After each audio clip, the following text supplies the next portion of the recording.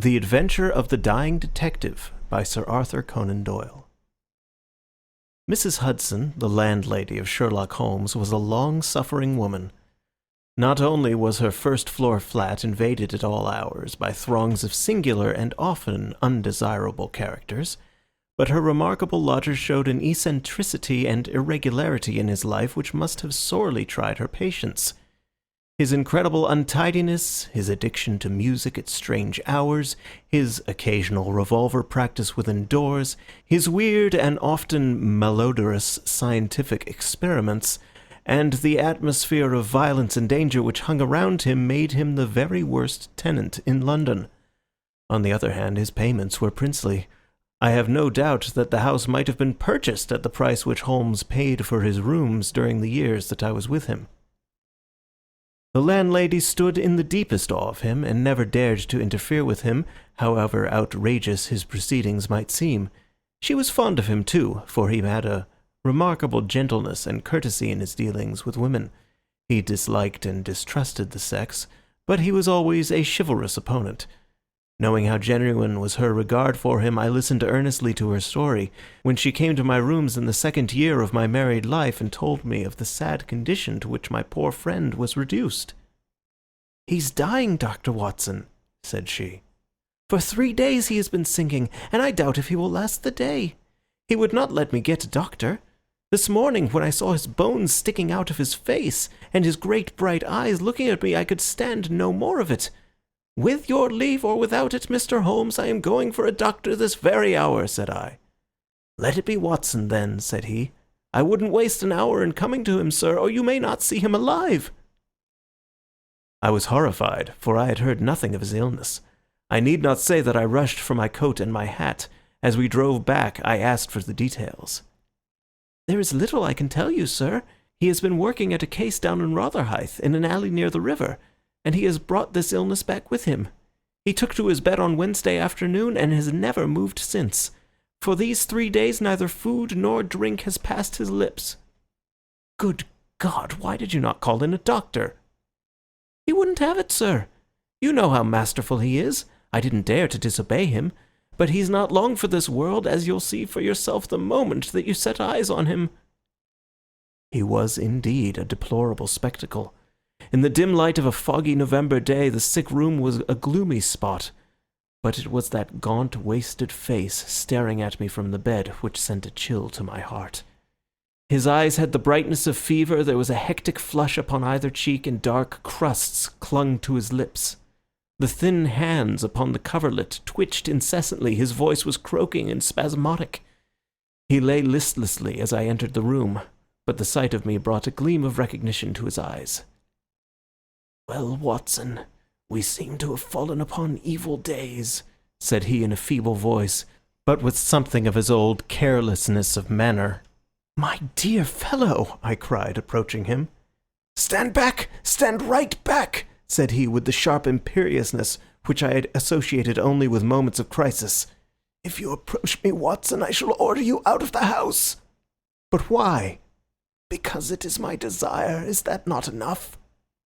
Yes, Mrs. Hudson was right. He was more masterful than ever. It was pitiful, however, to see his exhaustion. 'I only wished to help,' I explained. 'Exactly. You will help best by doing what you are told.' 'Certainly, Holmes.' He relaxed the austerity of his manner. 'You are not angry?' he asked, gasping for breath. Poor devil, how could I be angry when I saw him lying in such a plight before me? 'It's for your own sake, Watson,' he croaked. 'For my sake?' 'I know what is the matter with me.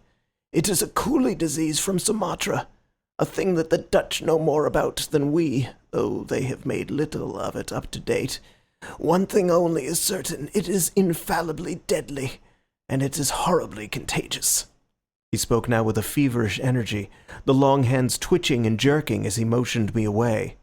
'Contagious by touch, Watson. That's it, by touch. Keep your distance and all is well.' 'Good heavens, Holmes! Do you suppose that such a consideration weighs with me of an instant? It would not affect me in the case of a stranger. Do you imagine it could prevent me from doing my duty to so old a friend?' Again I advanced, but he repulsed me with a look of furious anger. "If you will stand there, I will talk. If you do not, you must leave the room." I have so deep a respect for the extraordinary qualities of Holmes that I have always deferred to his wishes even when I least understood them. But now all my professional instincts were aroused. Let him be my master elsewhere. I at least was his in a sick room. "Holmes," said I, "you are not yourself.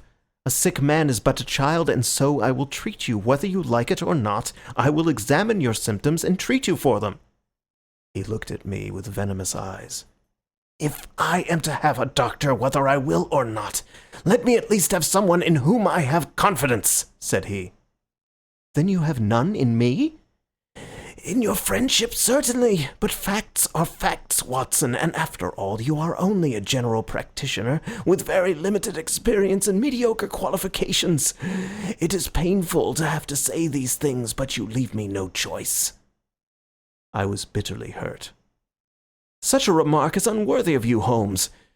It shows me very clearly the state of your own nerves. But if you have no confidence in me, I would not intrude my services. Let me bring Sir Jasper Meek, or Penrose Fisher, or any of the best men in London. But someone you must have, and that is final. If you think that I am going to stand here and see you die without either helping you myself or bringing anyone else to help you, then you have mistaken your man." "You mean well, Watson," said the sick man with something between a sob and a groan. "Shall I demonstrate your own ignorance? What do you know, pray, of Tapanuli fever? What do you know of the Black Formosa corruption?" "I have never heard of either." "There are many problems of disease, many strange pathological possibilities in the East, Watson." He paused after each sentence to collect his failing strength. "I have learned so much during some recent researches which have a medico-criminal aspect. It was in the course of them that I contracted this complaint. You can do nothing." "Possibly not. But I happen to know that Dr. Ainstree, the greatest living authority upon tropical disease, is now in London. All remonstrance is useless, Holmes. I am going this instant to fetch him." I turned resolutely to the door. Never have I had such a shock. In an instant, with a tiger spring, the dying man had intercepted me.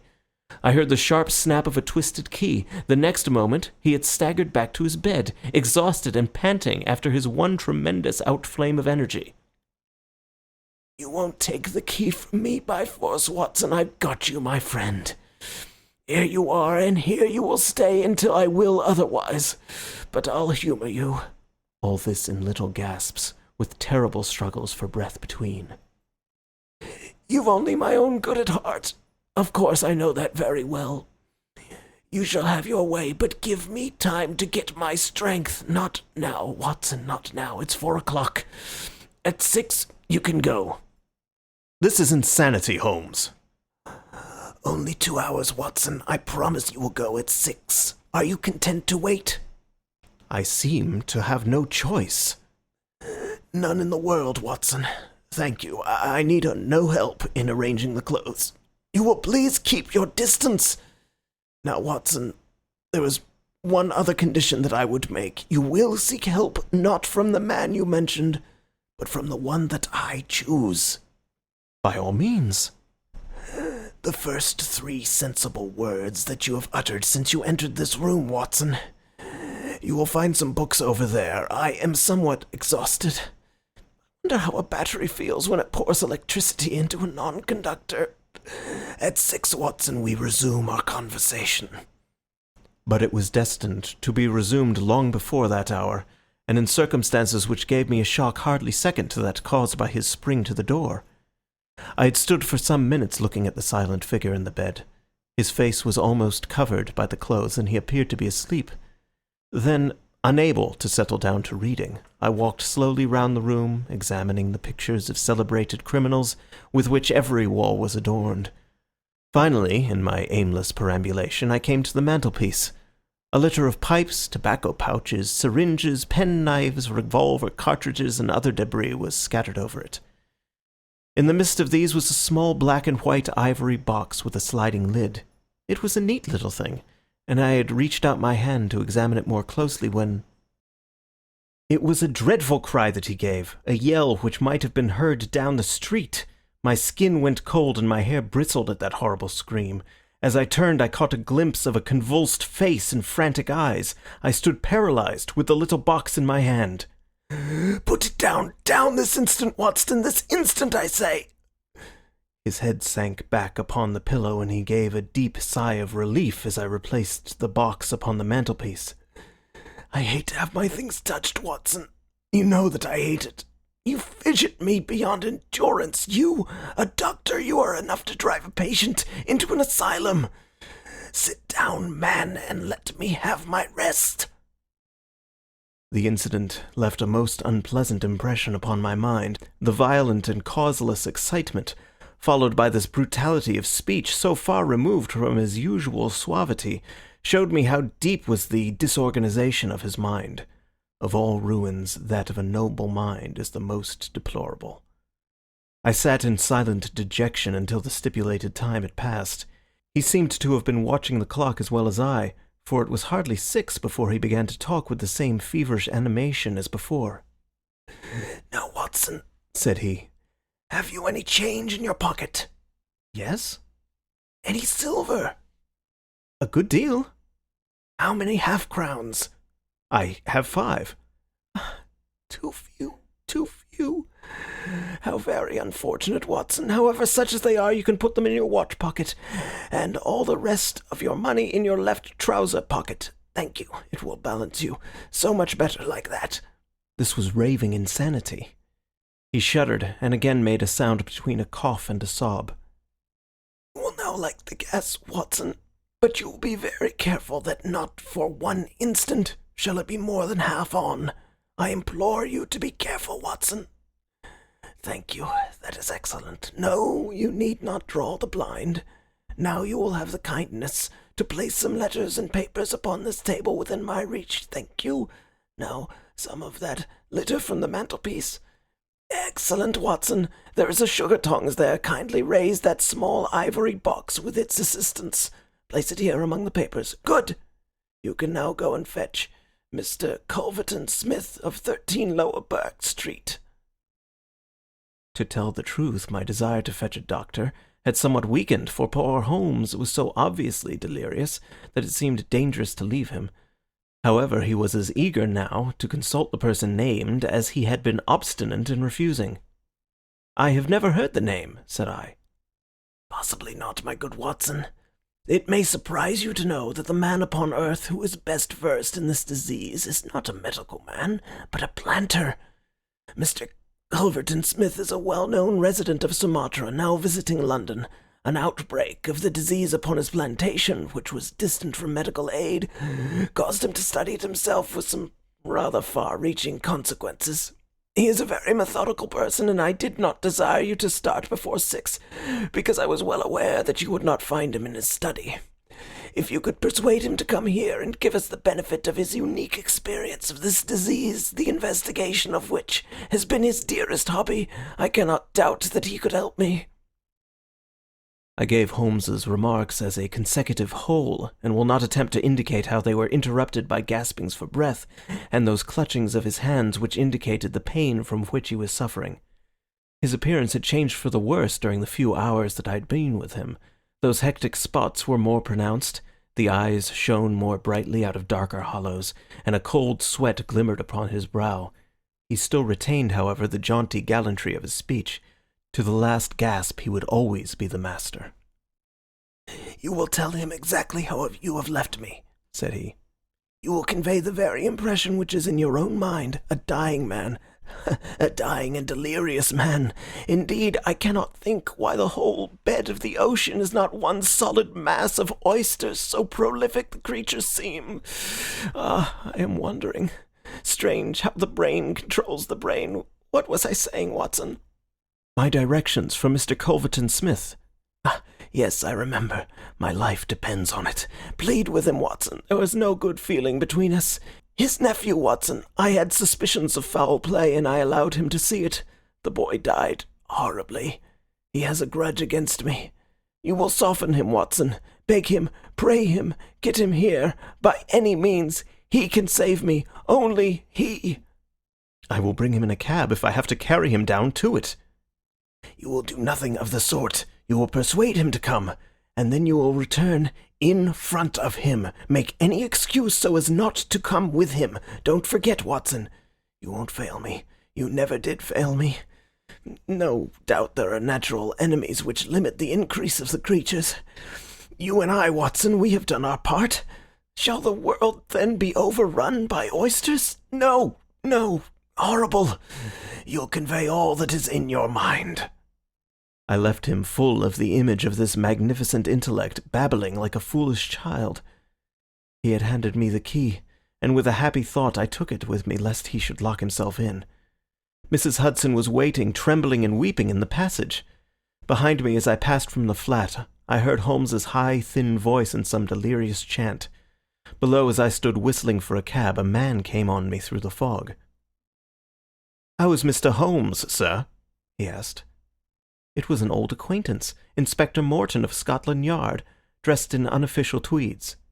"He is very ill," I answered.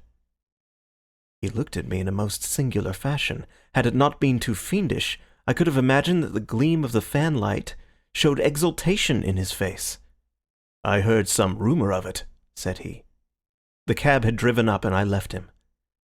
Lower Burke Street proved to be a line of fine houses lying in the vague borderland between Notting Hill and Kensington. The particular one at which my cabman pulled up had an air of smug and demure respectability in its old-fashioned iron railings, its massive folding door, and its shining brasswork. All was in keeping with a solemn butler who appeared framed in the pink radiance of a tinted electrical light behind him. "Yes, Mr. Culverton Smith is in. Dr. Watson. Very good, sir. I will take up your card." My humble name and title did not appear to impress Mr. Culverton Smith.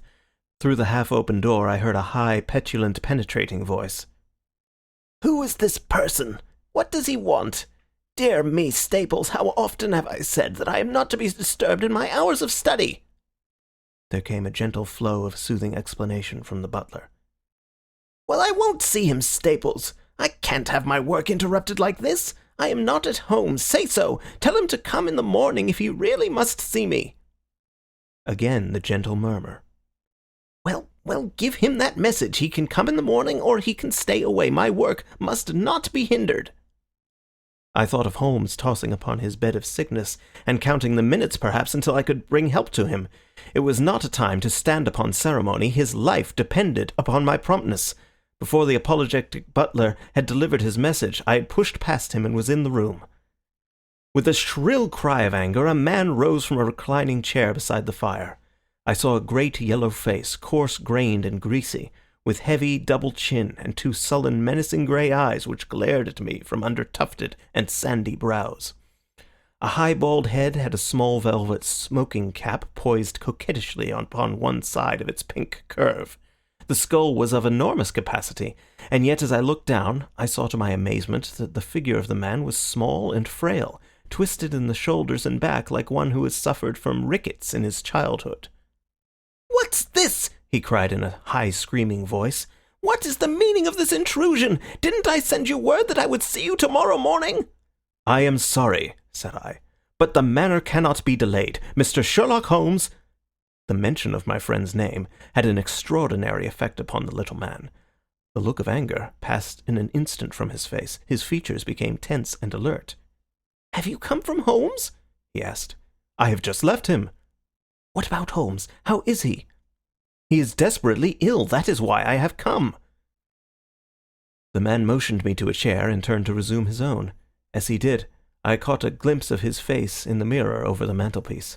I could have sworn that it was set in a malicious and abominable smile. Yet I persuaded myself that it must have been some nervous contraction which I had surprised, for he turned to me an instant later with genuine concern upon his features. "I am sorry to hear this," said he. "I only know Mr. Holmes through some business dealings which we have had, but I have every respect for his talents and his character. He is an amateur of crime, as I am of disease. For him the villain, for me the microbe. These are my prisons," he continued, pointing to a row of bottles and jars which stood upon a side table. Among these gelatin cultivations, some of the very worst offenders in the world are now doing time. It was on account of your special knowledge that Mr. Holmes desired to see you. He has a high opinion of you and thought that you were the one man in London who could help him." The little man started and the jaunty smoking cap slid to the floor. "Why?" he asked. "Why should Mr. Holmes think that I could help him in his trouble?" "Because of your knowledge of Eastern diseases." "But why should he think that this disease which he has contracted is Eastern?" "Because in some professional inquiry he has been working among Chinese sailors down in the docks." Mr. Culverton Smith smiled pleasantly and picked up his smoking cap. "Oh, so that's it, is it?" said he. "I trust the matter is not so grave as you suppose. How long has he been ill?" "About 3 days." "Is he delirious?" "Occasionally." "Tut, tut. This sounds serious. It would be inhuman not to answer his call. I very much resent any interruption to my work, Dr. Watson, but this case is certainly exceptional. I will come with you at once." I remembered Holmes's injunction. "I have another appointment," said I. "Very good. I will go alone. I have a note of Mr. Holmes's address. You can rely upon my being there within half an hour at most." It was with a sinking heart that I re-entered Holmes's bedroom. For all I knew, the worst might have happened in my absence. To my enormous relief, he had improved greatly in the interval. His appearance was as ghastly as ever, but all trace of delirium had left him, and he spoke in a feeble voice, it is true, but with even more than his usual crispness and lucidity. "Well, did you see him, Watson?" "Yes, he is coming." "Admirable, Watson, admirable. You are the best of messengers." "He wished to return with me." "That would never do, Watson. That would be obviously impossible. Did he ask what ailed me?" "I told him about the Chinese in the East End." "Exactly. Well, Watson, you have done all that a good friend could. You can now disappear from the scene." "I must wait and hear his opinion, Holmes." "Of course you must. But I have reason to suppose that this opinion would be very much more frank and valuable if he imagines that we are alone. There is just room behind the head of my bed, Watson." "My dear Holmes!" "I fear there is no alternative, Watson. The room does not lend itself to concealment, which is as well as it is the less likely to arouse suspicion. But just there, Watson, I fancy that it could be done." Suddenly he sat up with a rigid intentness upon his haggard face. "Those are the wheels, Watson. Quick, man, if you love me, and don't budge whatever happens. Whatever happens, do you hear? Don't speak, don't move, just listen with all your ears." Then in an instant his sudden access of strength departed, and his masterful, purposeful talk droned away into the low, vague murmurings of a semi-delirious man. From the hiding place into which I had been so swiftly hustled, I heard the footfalls upon the stair, with the opening and the closing of the bedroom door.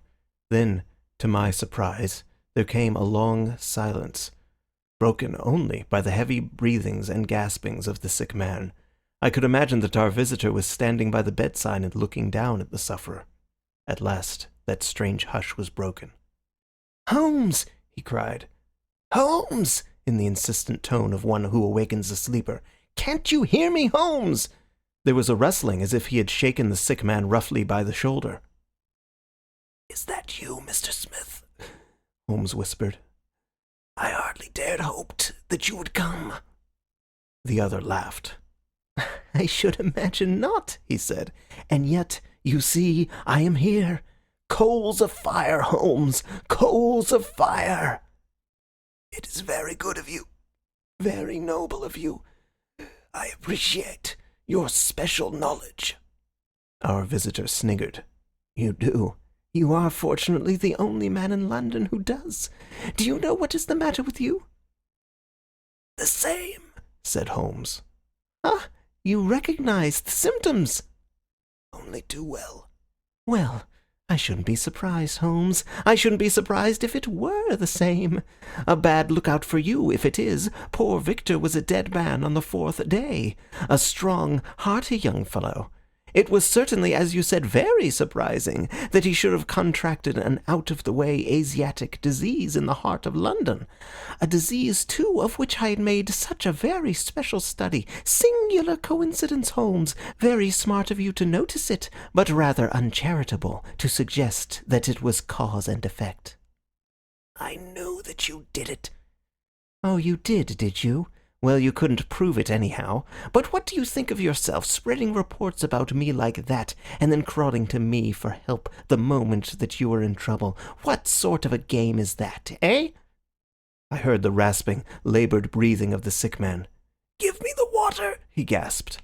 "You're precious near your end, my friend, but I don't want to go till I have had a word with you. That's why I give you water. There, don't slop it about. That's right. Can you understand what I say?" Holmes groaned. "Do what you can for me. Let bygones be bygones," he whispered. "I'll put the words out of my head. I swear I will. Only cure me, and I'll forget it." "Forget what?" "Well, about Victor Savage's death. You as good as admitted just now that you had done it. I'll forget it." "You can forget it or remember it, just as you like. I don't see you in the witness box." "Quite another shaped box, my good Holmes, I assure you. It matters nothing to me that you should know how my nephew died. It's not him we are talking about, it's you." "Yes, yes." "This fellow who came for me, I've forgotten his name, said that you contracted it down in the East End among the sailors." "I could only account for it so." "You are proud of your brains, Holmes, are you not? Think yourself smart, don't you? You came across someone who was smarter this time. Now cast your mind back, Holmes. Can you think of no other way you could have got this thing?" "I can't think. My mind is gone. For heaven's sake, help me." "Yes, I will help you. I'll help you to understand just where you are and how you got there. I'd like you to know before you die." "Give me something to ease my pain." "Painful, is it? Yes, the coolies used to do some squealing towards the end. Takes you as cramp, I fancy." Yes, it is cramp." "Well, you can hear what I say anyhow. Listen now. Can you remember any unusual incident in your life just about the time your symptoms began?" No, nothing." "Think again." "I'm too ill to think." "Well, then, I'll help you. Did anything come by post?" "By post?" "A box, by chance?" "I'm fainting. I'm gone." "Listen, Holmes!" There was a sound as if he was shaking the dying man, and it was all that I could do to hold myself quiet in my hiding place. "You must hear me. You shall hear me. Do you remember a box, an ivory box? It came on Wednesday. You opened it. Do you remember?" Yes. I opened it. There was a sharp spring inside it. Some joke." "It was no joke, as you will find to your cost. You fool, you would have it, and you have got it. Who asked you to cross my path? If you had left me alone, I would not have hurt you." "I remember," Holmes gasped. "The spring, it drew blood. This box, this on the table." "The very one, by George. And it may as well leave the room in my pocket. There goes your last shred of evidence. But you have the truth now, Holmes, and you can die with the knowledge that I killed you. You knew too much the fate of Victor Savage, so I have sent you to share it.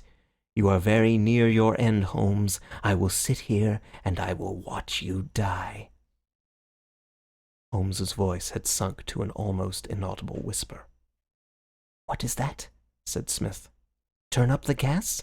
Aha, the shadows begin to fall, do they? Yes, I will turn it up, that I may see you the better." He crossed the room, and the light suddenly brightened. "Is there any other little service that I can do you, my friend?" "A match and a cigarette."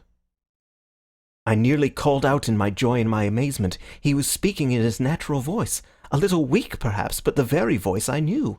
There was a long pause, and I felt that Culverton Smith was standing in silent amazement, looking down at his companion.